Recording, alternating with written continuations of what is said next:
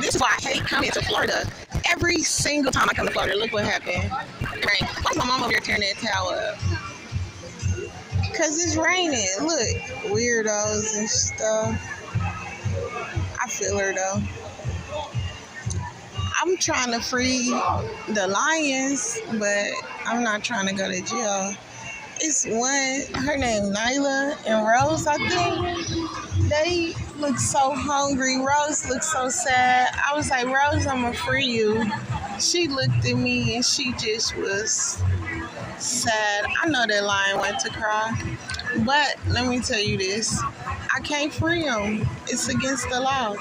I suggest you not do it either. But these animals don't need to be in captivity. But why is my mom going to this?